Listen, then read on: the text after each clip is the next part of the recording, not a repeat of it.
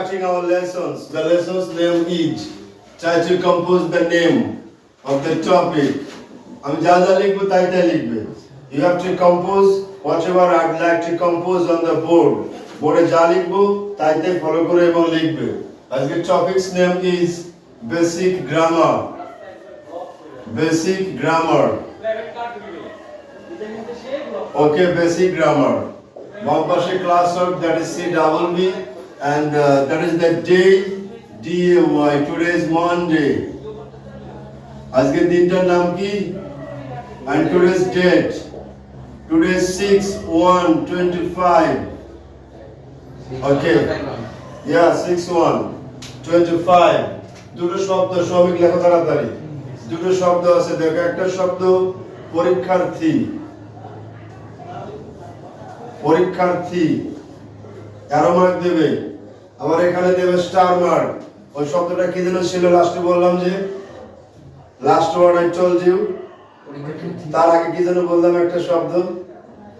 Okay, leave it, no need to say so. পরীক্ষার্থী শব্দের English লিখতে হবে।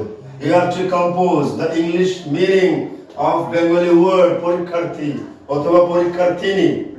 ম্যাসকুলিন জেন্ডার হবে পরীক্ষার্থী and feminine gender হবে পরীক্ষার্থিনী। কি বললাম? মেল জেন্ডার হবে পরীক্ষার্থী এবং ফিমেল জেন্ডার হবে পরীক্ষার্থী। Brilliant, you know understand this matters. Come on, basic grammar কি ঠিক আছে বানানটা? Yes sir, ঠিক আছে। কবে জানলে এটা লাভিব?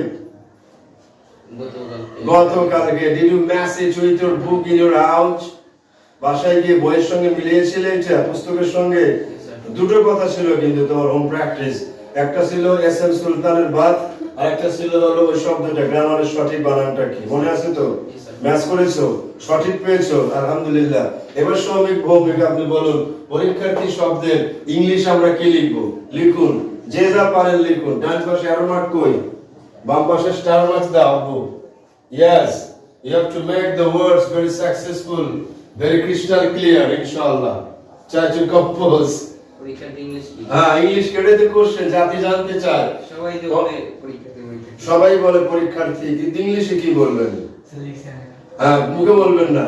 সবাই লিখবেন বাট মুখে বলবেন না। Don't express in your mouth but you have to compose in your copy. খাতায় লিখবে। সবাই 30 seconds try to compose, try to write. লাভিব যেটা পারবেন, শ্রমিক যা পারেন সেটাই লিখুন, আমি দেখবো ইনশাআল্লাহ। লিখুন লিখুন, try to compose. You have to make the words very clear. Here coming, Mr. Nasim. Thank you very much for coming here and take your seat. Inshallah, you will be very successful in writing down the words. Now, তিনজন তিন বেঞ্চে, যে যা আসবেন একজন এক bench করে বসবেন। Otherwise, that will be zigzagging. এলোমেলো হয়ে যাবে, আঁকা বাঁকা হয়ে যাবে। শব্দ শুরু হয়ে গেছে। You are late. খারাপ হয়ে যাচ্ছে কিন্তু fate. Fate মানে কি? Fate. Fate. হ্যাঁ বলুন বলুন। শ্রমিক ভৌমিক। না না, ওটা হলো ফেট, এটা হলো ফেট। লিখে নিন, FATE, ফেট। সবগুলো শব্দ লিখবে। প্রত্যেকটা ক্লাস শুরু হওয়ার প্রাককালে অন দ্য ইভ অফ নোরা আসবে। তোর দেখার কোনো কারণ নাই। যদি তারা আসে, তারা চেনে, তারা জানে, they know the chamber and they would like to enter into the chamber. কলম আনছো তো? ওকে, লেখো, সবগুলো লেখো। whatever is written on the board you have to write down on your copy. ফাঁকা রাখবে, লেখার মাঝে মাঝে একটু ফাঁকা রাখবে। ডাইনে বামে উপরে নিচে you have to make spaces for noting down. কোনো কিছু নোট করবার জন্য এই লেখাগুলোর উপরে নিচে ডাইনে বামে ফাঁকা রাখবেন। Yes sir. You have to make the writing spacious. খুব প্রশস্ত করবেন লেখাগুলো। এই যে বললাম যে শব্দ শুরু করতে শব্দ জানতে হবে। প্রত্যেকটা ক্লাসে কমপক্ষে 5টা করে শব্দ মিনিমাম, বেশি লেখার দরকার নাই। Minimum 5 words you should learn each and every day and each and every class. প্রত্যেকটা ক্লাসে কমপক্ষে নতুন করে 5টা থেকে 10টা শব্দ জানবেন, ইংলিশ এক্সপার্ট হয়ে যাবেন ইনশাআল্লাহ। লিখছো? তাড়াতাড়ি লেখো। নাসিমুজ্জামান, try to compose very faster. Oh, I see there is no duster. Please, I'd like to bring it. No, I'll bring it. I'll bring it. Wait and watch. কথা বলবেন না কিন্তু। I'm just bringing a duster. Just wait and watch.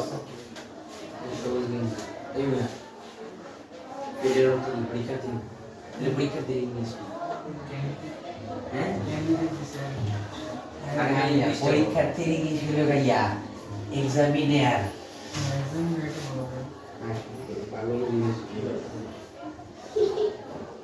Examiner বানান কি রে? তুমি করিস নি মনে করে আর বড় কথা পড়ে May I come in? Yes, I came in. I got back again with the duster. Come on, শব্দটা ছিল কি? পরীক্ষার্থী। পরীক্ষার্থী, তোমরা সবাই you all are পরীক্ষার্থী, হ্যাঁ? এক্সামিনার এক্সামিনার লিখবো এখানে? লিখবো? Okay, right now. এক্সামিনার। আমি কিন্তু এখনো টপিকে যাইনি। টপিকে যাব, but before getting back to the topic, আমরা ডিসকাস করছি কিছু শব্দ নিয়ে। প্রথম শব্দ কি? এক্সামিনার মানে পরীক্ষার্থী, এটা আপনি বললেন।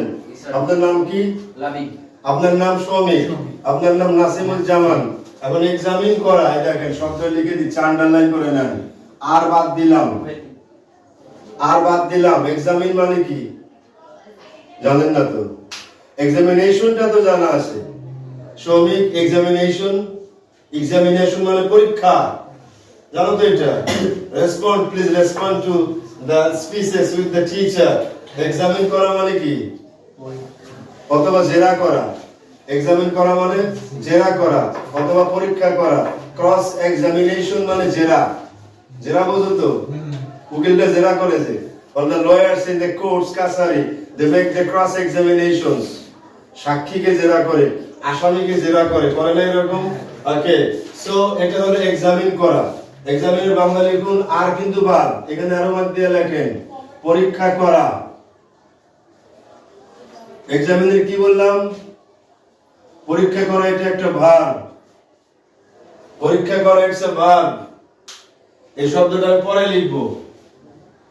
এবার বলুন, আবার স্টার মার্ক নিচে লিখুন এক্সামিনেশন পরীক্ষা। আবার দেখুন, যারা পরীক্ষা দেবেন তারা হলেন পরীক্ষার্থী, যাকে বলে এক্সামিনি। এটা হলো পরীক্ষার্থী অথবা পরীক্ষার্থিনী। ম্যাসকুলিন এবং feminine both the words are here. Nasimul Zaman, what did I write now? What is the English meaning of পরীক্ষার্থী? এক্সামিনি জোরে বলুন। এক্সামিনি মনে থাকবে তো? Yes, sir. All of you should bear in mind the words name is examini, পরীক্ষার্থী। তাহলে এখন আমাকে বলুন মিস্টার শৌমিক, আমি একজন পরীক্ষার্থী, ইংলিশ কি হবে? আমি না, আপনি। আমিও পরীক্ষার্থী, অলওয়েজ পরীক্ষায় দিচ্ছি। all the steps we are should I say giving some examination. এখন পরীক্ষার্থী, আমি একজন পরীক্ষার্থী, ইংলিশটা কে বলতে পারবেন? I am examining. আমি একজন পরীক্ষার্থী কিন্তু। হ্যাঁ, I am examining. তুমি কি নাসিম? সহমত? তুমি কি সহমত? বলে কিন্তু বলেছেন I am examining. আমি একজন পরীক্ষার্থী। তাহলে কি হবে? এক্সামিনি শব্দের আগে কি আপনি এ বসাবেন নাকি এন বসাবেন? কোনটা বসাবেন? Article a. নাসিম কি বলো? পরীক্ষার্থী শব্দের আগে এটা ই দিয়ে শুরু নাকি এ দিয়ে শুরু নাকি ইউ দিয়ে শুরু? Sir N. তাহলে এন হওয়ার কথা, রাইট? যেহেতু ভাওয়েল দিয়ে শুরু, all the words which are started with the vowels, those will take the article an, right? তাহলে আমি একজন পরীক্ষার্থী, ইংলিশ কি হলো? I am an examiner. সবাই বলুন I am an examinee. Excellent, দিলাম কিন্তু মুছে। তাহলে বোঝা গেল তো যে আমি একজন পরীক্ষার্থী, I am an examinee. আপনি বললেন যে আমি একজন পরীক্ষক। এক্সামিনার শব্দ আছে না, বললেন যে এক্সামিনার। এই এক্সামিনার মানে হলো পরীক্ষক।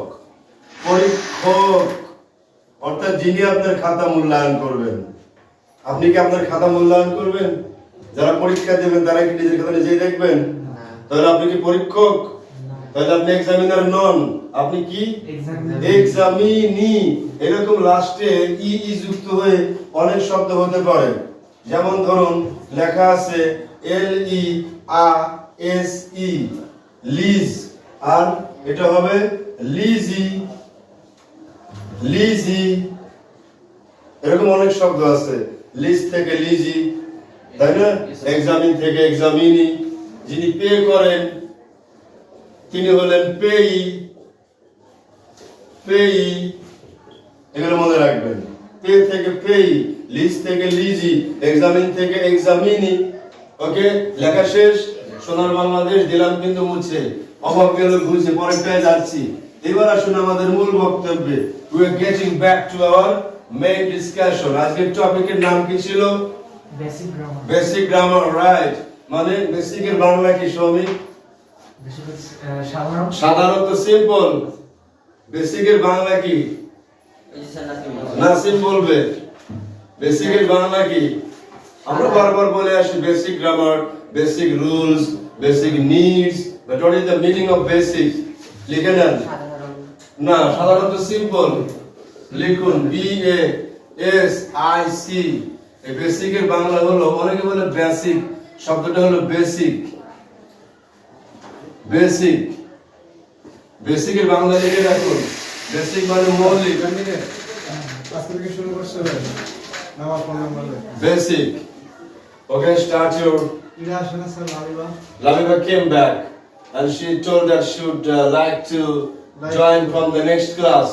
ও তো সব নেক্সট এটা নাটক দেখছিলাম দাদাসান বলে next Next, right. Next class. Try to compose and fill up the sheet. হয়ে গেছে এটা? Yes. Thank you very much sir for coming here. তো মৌলিক, ওর প্যারেন্টসও জানান না যে ও নেক্সট পড়ে শুধু। না এটা জানাবো অফিস থেকে। Office will inform her parents whether she will attend or not. Suppose your sister is Shati, she is a student. এখন সেখানে প্রবলেম হতে পারে, ফ্যামিলিয়ার প্রবলেম হতে পারে, পার্সোনাল প্রবলেম হতে পারে, ফিজিক্যাল প্রবলেম হতে পারে। All the students face some problems. কেউ না কেউ প্রবলেম ফেস করবেই। Yes, sir. As we are human being, as we are flesh and blood, যেহেতু রক্ত মাংসের শরীর, এই জন্য ফিজিক্যাল প্রবলেম হওয়াটাই স্বাভাবিক। তো মৌলিক কোন পার্টস অফ স্পিচ ডান পাশে লিখতে হবে, অ্যারো মার্ক দিন, এটা অ্যাডজেক্টিভ। মৌলিক শব্দটা কোন শব্দ, কোন parts of speech? Adjective. Adjective, right, বিশেষণ। এটা হলো কেমন গ্রামার? মৌলিক গ্রামার। মৌলিকের সমার্থক শব্দ কি লিখবেন? লেখেন ফান্ডা, তারপর লেখেন মেন্টাল। ফান্ডামেন্টাল আছে, ফান্ডামেন্টাল দুটো শব্দ কিন্তু এক হয়ে যৌগিক হয়ে গেছে। ফান্ডামেন্টাল যৌগিক শব্দ, মৌলিক শব্দ, শব্দ যৌগিক, দুটো পার্ট, ডাইসিলেবল নাকি ফান একটা, ডাই একটা, মেন একটা, টাল একটা, ট্রাইসিলেবল না পলিসিলেবল, মানে অনেকগুলো শব্দাংশ যুক্ত হয়ে একটা নতুন শব্দ গঠিত হয়েছে, তার নাম হলো একটা শব্দাংশ। আর শব্দাংশ হলো শব্দের অংশ বিশেষ, আর এই পার্টস হলো বাক্যের অংশ বিশেষ। মনে থাকবে তো? তাহলে এই শব্দটা কয় ভাগে ভাগ হতে পারে? ফান, ডা, মেন, চাল, পলিসিলেবল, চার ভাগে বিভক্ত হয়েছে। পলিসিলেবল, এটা অন্যদিন জিজ্ঞেস করবো, জানবো ইনশাআল্লাহ।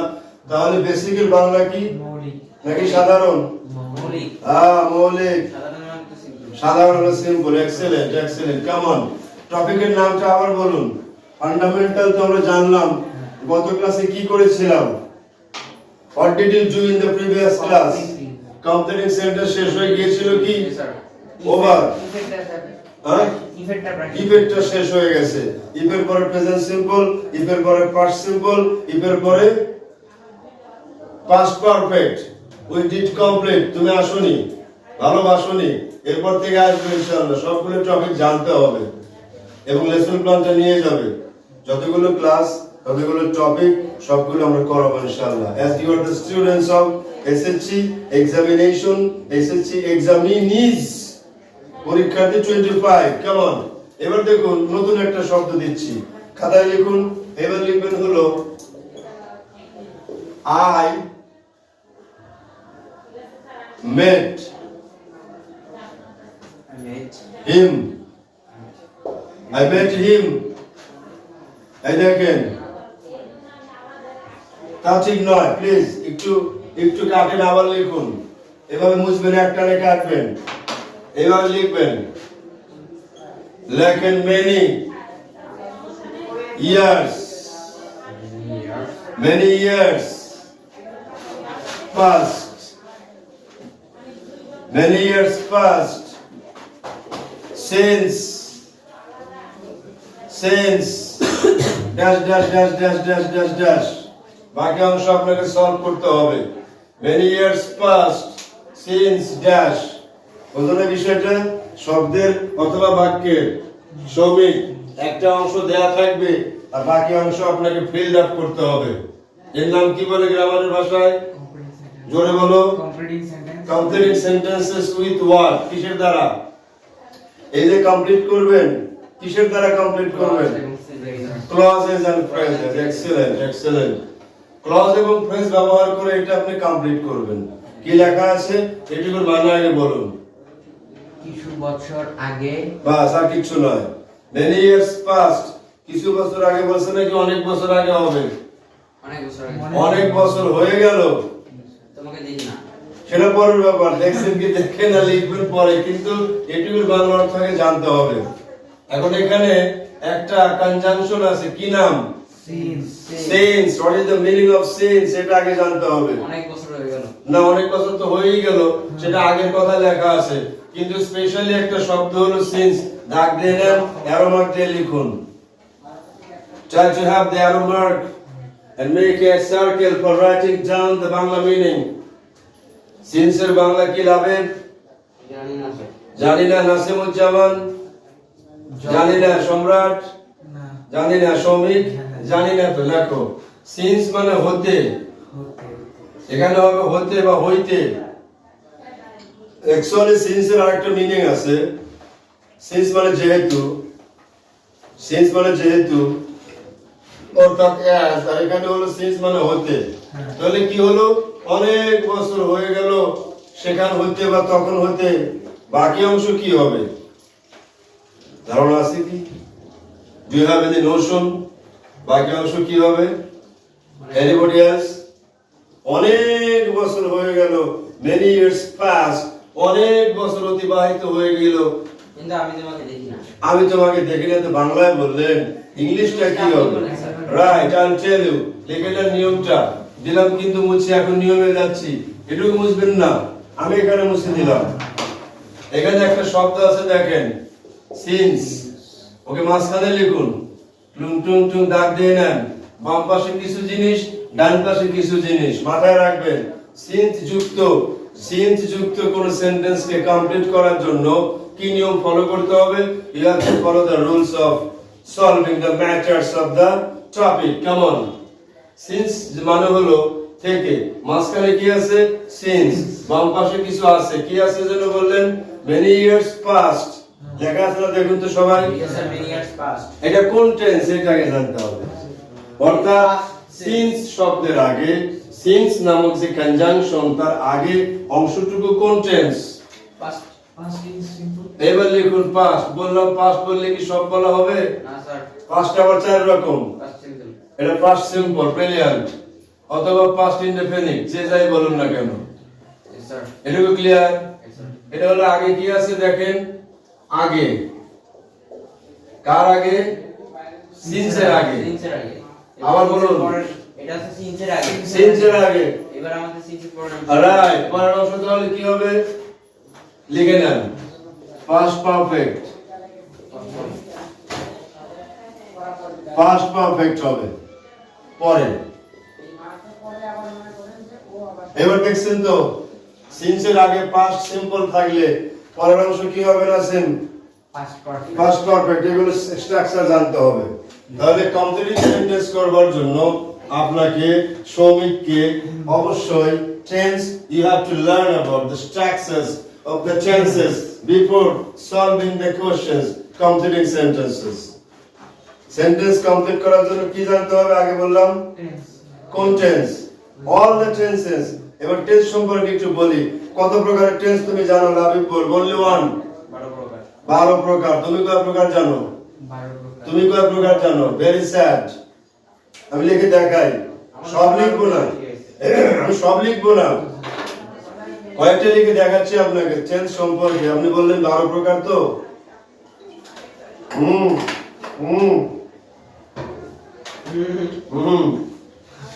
নতুন বুঝে নাই নাম রূপে বলবো না ওইটা আমরা খুব বলতে চাই না, আমরা হাস্যকর করতে চাই না। We want to become very sensitive, very scholastic হতে হবে আপনাকে, বুদ্ধিবৃত্তি সম্পন্ন, রেশনাল, যুক্তি সম্পন্ন কথা হতে হবে। হাস্যকর কোনো কথা আমরা বলতে চাই না, তবে আমরা হাসবো। Sometimes you'd like to laugh, but not always. এবার দেখুন, since এর আগে আছে past simple, পরেরটা হবে past perfect। কেন হবে জানেন? এই দেখুন, এই যে past perfect, এটা হলো আগে লিখে নেন এখানে। past perfect এর মানে কি জানেন? এর দুটো অংশ আছে। এই দেখেন এক অংশ, এটা হবে দুই অংশ। এক অংশ হলো past perfect, এক অংশ past perfect, আর এক অংশ হয় past simple। এটা মাথায় রাখবেন। past perfect tense যেটা হচ্ছে, ওই past perfect tense এর কয়টা ভাগ হয়? দুইটা। যেমন একটা সেন্টেন্স বললাম, the patient had died before the doctor came। past perfect tense মানে সংজ্ঞা জানতে হবে। অতীতকালে দুইটি কাজ হয়েছিল, একটি কাজ আগে হয়েছিল আর একটি কাজ পরে হয়েছিল। এটাকে মাথায় রাখুন, যে কাজটা আগে হয়েছিল সেটা past perfect tense, এবং যে কাজটি পরে হয়েছিল সেটা past simple tense। সবাই বোঝো না? অতীতকালে কয়টি কাজ হয়েছিল? দুইটি কাজ হয়েছিল, একটি কাজ হয়েছিল আগে, আরেকটি কাজ হয়েছিল তার অব্যবহিত পরে। তাহলে দুটো ফাংশন মিলে past perfect tense হয়। past perfect tense আসলে একটি সেন্টেন্স নয়, দুটো টেন্স, একটা past simple, একটা past perfect। সে যাই হোক, যেহেতু আমরা সিন্স দিয়ে করছি, এটাও একটা past perfect tense এর एग्जांपल হয়ে যাবে। একাংশ হবে past simple আর একাংশ হবে past perfect। কেন হবে? কারণ past perfect এর সংজ্ঞার মধ্যেই আছে দুটো কাজ আগে হয়েছিল, যে কাজটা আগে হয়েছিল সেটা past perfect tense, আর পরের কাজটি হলো past simple। এটুকু জানেন তো? এবার দিলাম কিন্তু মুছে। আপনি বললেন যে টেন্স 12 প্রকার, এবার আমি দুটো টেন্স লিখে দেখি, তারপর আলোচনা ফিরে আসবো ইনশাআল্লাহ। এবার লিখুন, দেখুন, I eat I'd rice। এটা কোন টেন্স নাম লিখলাম, পরে লিখবো। এবার দেখুন পরেরটা আবার লিখুন, যা লিখবো তাই কিন্তু লিখবেন। দেখেন, rice is eaten by me, এটা কোন টেন্স? আর উপরেরটা কোন টেন্স? উপরেরটা কোন টেন্স, নিচেরটা কোন টেন্স একটু বলুন আমাকে। এটা প্রেজেন্ট সিম্পল নয় কি? প্রেজেন্ট সিম্পল হলো না এটা? আচ্ছা, প্রেজেন্ট সিম্পল টেন্স হলো, কিন্তু এটা কিন্তু অ্যাকটিভ ভয়েসে আছে। মাথায় রাখছেন তো? ওই অ্যাকটিভ ভয়েস আবার এটাও কিন্তু passive voice. Passive voice, rice is eaten by me, এটাও তো প্যাসিভ ভয়েস। কোন টেন্স এটা? Rice is eaten by me কোন টেন্স?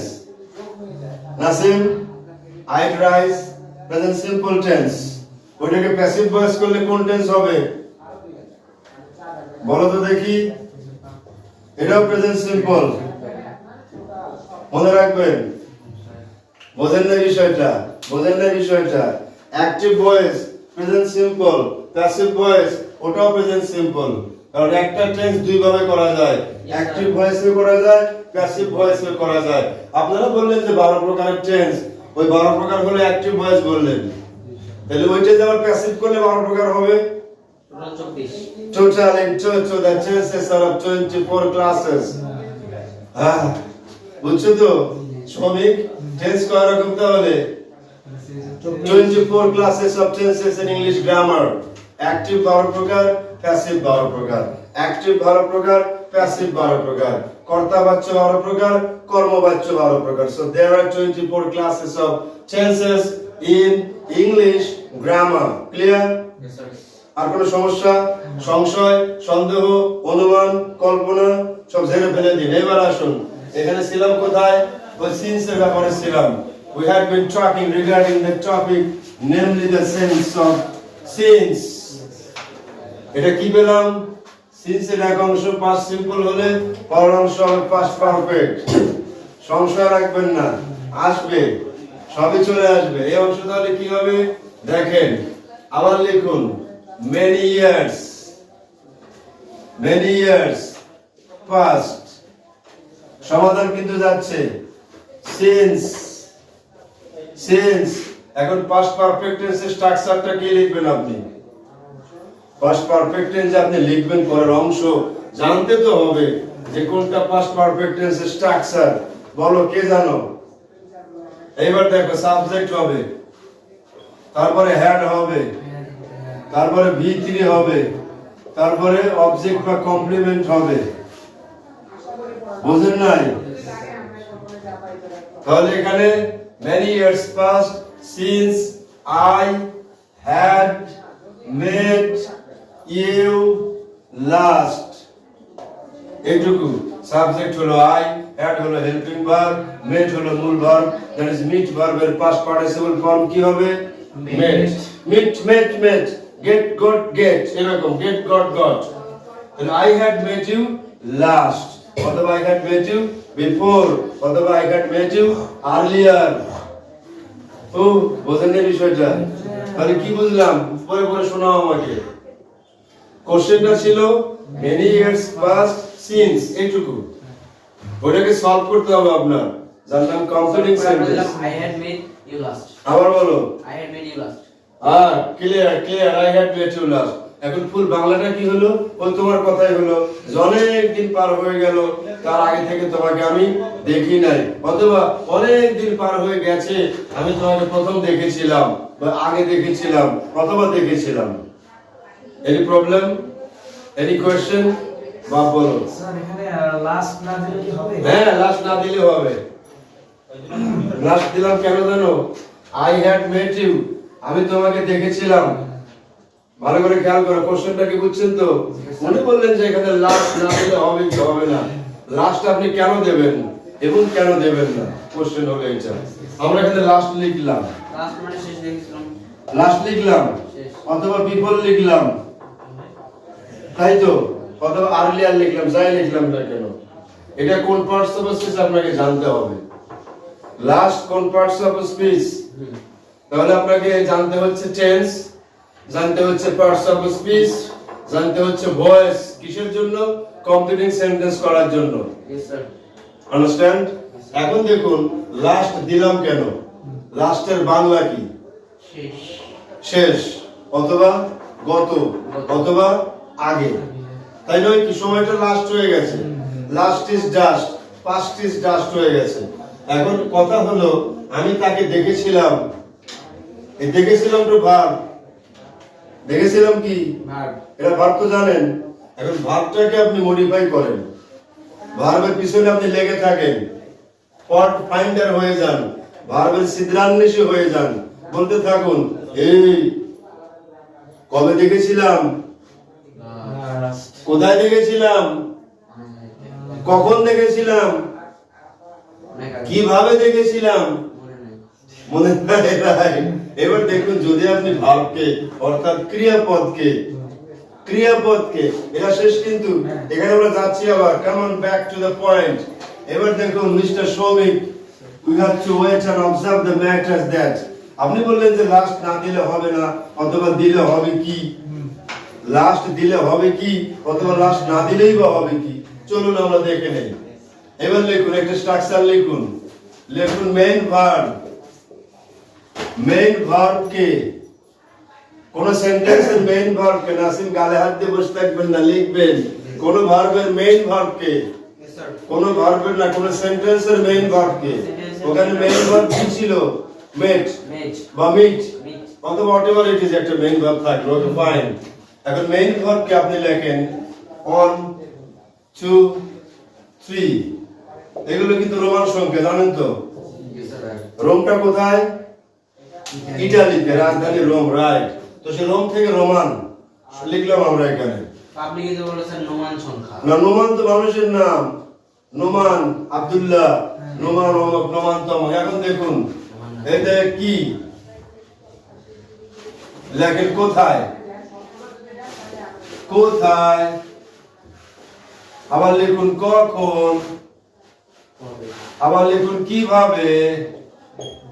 কোথায় হলো হোয়ার, কখন হলো হোয়েন, কিভাবে হলো হাউ। এই তিনটাই লিখুন, এভাবে তিনটাকে আরো মার্ক দিয়ে দেন, মাসের মতো লেখেন। তিনটাকে আপনি এরকম এর মধ্যে মাস করে দেন। We are writing down some fishes regarding the topic. It's a tilapia mass. Tilapia mass English কি? Tilapia much Nilotica fish. Okay, come to the point. আমরা বললাম কোন ক্রিয়াপদকে কোন সেন্টেন্সের মেইন ভার্বকে আপনি প্রশ্ন করবেন কোথায়, কখন, কিভাবে, দ্বারা। এই দ্বারা এই যে ডান পাশে মাছের মাথায় লিখুন, দ্বারা প্রশ্ন করলে যে উত্তর পাওয়া যায়, যে উত্তর পাওয়া যায় তাহাই অ্যাডভার্ব। লিখে নেন, কোন সেন্টেন্সের মেইন ভার্বকে কোথায়, কখন, কিভাবে দ্বারা প্রশ্ন করলে যে উত্তর পাওয়া যায় ওর নাম কি সৌমিক? অ্যাডভার্ব। তাহলে লাস্ট কি ছিল? অ্যাডভার্ব। কোন সেন্টেন্সে আপনি অ্যাডভার্ব ব্যবহার করতেও পারেন, নাও করতে পারেন। তবে অ্যাডভার্ব ব্যবহার করলে কি হলো? সেন্টেন্সটা পরিপূর্ণতা পেল। পরিপূর্ণতা পেল। যেমন আপনি অলংকার পড়েছেন, কথার কথা এমনি পড়ছে স্যার। অলংকার পড়তেই পারেন, নো প্রবলেম। আপনার চেহারা এমনিতেই সুন্দর, তবু গলায় ব্রেসলেট পরছেন, হাতে ব্রেসলেট পরছেন, ভালো লাগলো, সুন্দর লাগলো। ঠিক তদ্রূপ ভাবে কোন মেয়ে যদি অলংকার পরে তাকে সুন্দরী মনে হয়। যাই হোক, আমরা সেদিকে যাচ্ছি না। আমাদের কাজ হলো সেন্টেন্সের মধ্যে অনেকগুলো পার্টস অফ স্পিচ থাকে, তাই নয় কি? এখন যদি আপনি অ্যাডভার্ব ব্যবহার করেন, ওই সেন্টেন্সটা পরিপূর্ণতা পেল। ব্যবহার না করলেও সমস্যা নাই, করলেও কোনো ক্ষতি নাই। তাহলে আপনি লাস্ট দিলে সমস্যা কি? অনেক দিন পার হয়ে গেছে দোস্ত, তোকে আমি সর্বশেষ দেখেছিলাম, এরপর আর দেখা হয় না চক্ষু মেলিয়া। হতে পারে না কথাটা? কথাটা তাহলে কি ভুল হলো নাকি সঠিক হলো? সঠিক হলো স্যার। তাহলে সেন্টেন্সটাকে সঠিক করার জন্য, সেন্টেন্সটাকে আরো শ্রুতিমধুর করার জন্য, প্রাঞ্জল করার জন্য, প্রাণবন্ত করার জন্য ওই সেন্টেন্সের মধ্যে অ্যাডভার্ব অথবা ক্রিয়া বিশেষণ অথবা বিশেষণের বিশেষণ ব্যবহার করলে সেন্টেন্সটা আরো সুন্দর হয়। And this is why we should use the adverb inside of the sentences. সবাই বলুন তো কি বললাম? আমি অ্যাডভার্ব কেন ব্যবহার করেছিলাম? কারণ হচ্ছে আমরা কোথায় কখন কিভাবে তারা প্রশ্ন করলে সেখানে আমরা অ্যাডভার্ব ব্যবহার করলে বা সেন্টেন্সের পরিপূর্ণতা পাই। তাই নয় কি? এখন একটা সেন্টেন্সে অর্ধেক রাখলাম, অর্ধেক রাখলাম না, তাই কি হবে? হবে না। সেন্টেন্সের পদ লাগবে। পদ মানে পার্টস অফ স্পিচ। পদ মানেটা কি আসলে? দিলাম কিন্তু মুছে। এবার লিখুন, সেন্টেন্সের পদ লাগবে। সেন্টেন্সের মধ্যে যদি পদ না থাকে, তার আগে যদি পদ মানে না জানেন, তাহলে কিন্তু হবে না। শেষ করে দিচ্ছি আমি ক্লাস। এই দেখুন পদ, এই পদ মানে হলো পা। মনে রাখবেন তো, জানেন তো? হ্যাঁ, পদযুগল। কয়টা পা আমাদের? দুইটা পা। যুগল, যুগল, পদযুগল। এই পদযুগল মানে পা জোড়া।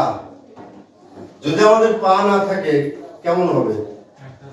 হাঁটতে পারবেন? আর কোন সেন্টেন্সের পা না থাকলে সেন্টেন্স দাঁড়াতে পারবে? সেন্টেন্সের মধ্যে যদি পা না থাকে সেন্টেন্স দাঁড়াতে পারবে? এই যে বেঞ্চে বসে আছেন, বেঞ্চের পা আছে নাকি নাই? যদি একটা পা না থাকে, যেমন ধরুন আমি চেয়ারে বসে আছি, চেয়ারে কয়টা পা? চারটা। একটা পা নাই। আপনি একবার ব্যবহার করলেন না, তার মানে চেয়ারে বসে আছেন, এক পা নাই। একটা সেন্টেন্সের মধ্যে অনেকগুলো পার্টস অফ স্পিচ আছে, আপনি সবগুলো ব্যবহার করেছেন।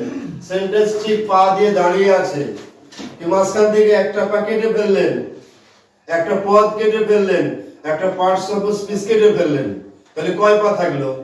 তিন ঠেঙ্গা চেয়ার। তিন ঠেঙ্গা চেয়ারে বসতে পারবেন? রিস্ক আছে না নাই? হ্যাঁ, রাইট। তাহলে আপনার সেন্টেন্সের মধ্যে অ্যাডভার্ব অবশ্যই ব্যবহার করবেন, কেননা অ্যাডভার্বের বাংলা একটা পা।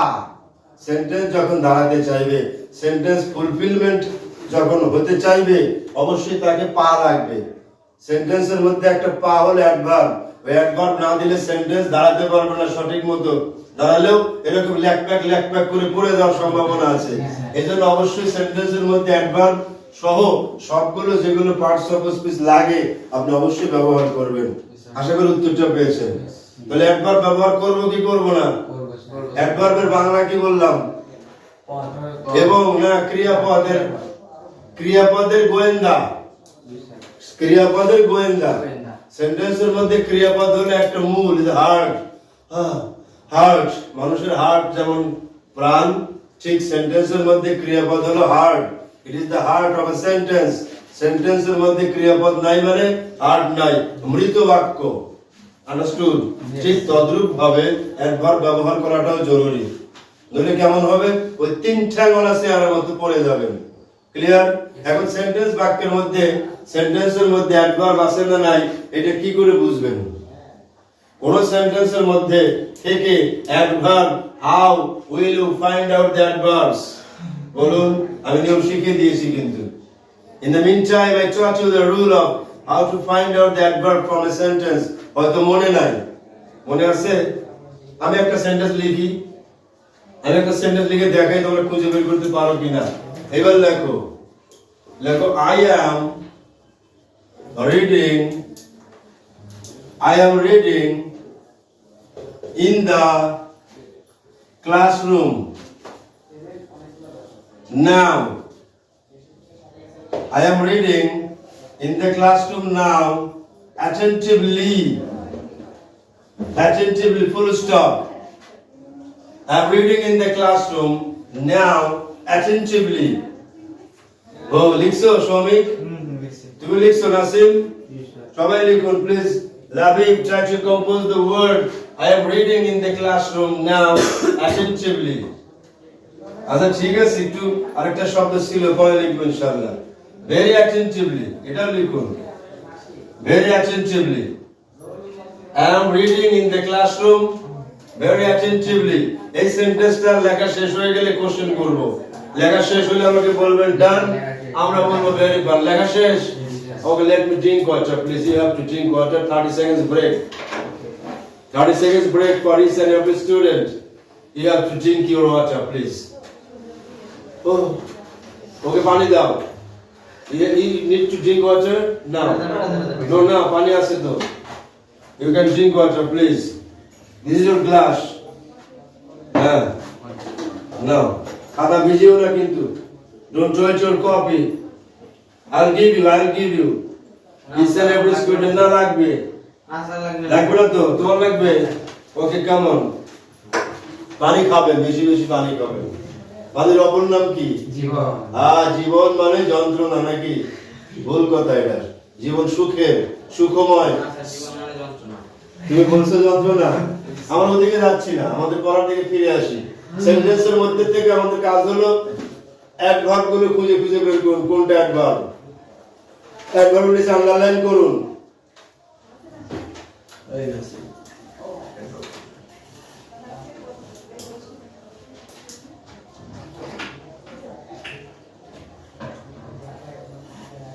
আলহামদুলিল্লাহ রাব্বিল আলামিন। We drunk water.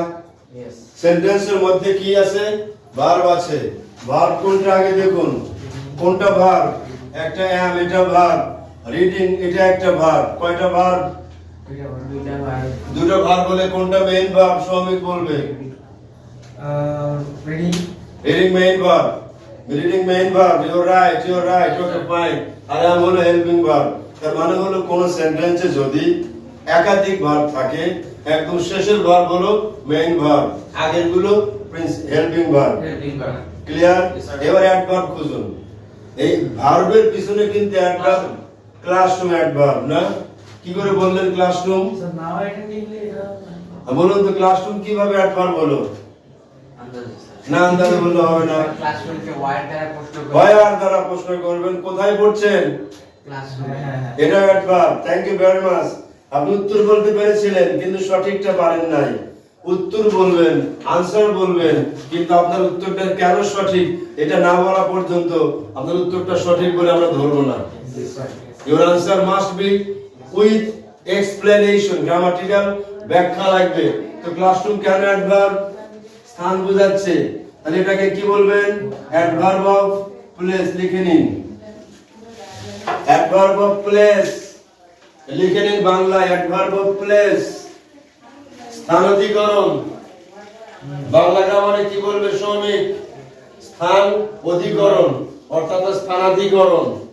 বাংলা গ্রামারে কি শুরু হয়ে গেছে কিন্তু এখন আবার বাংলা গ্রামার।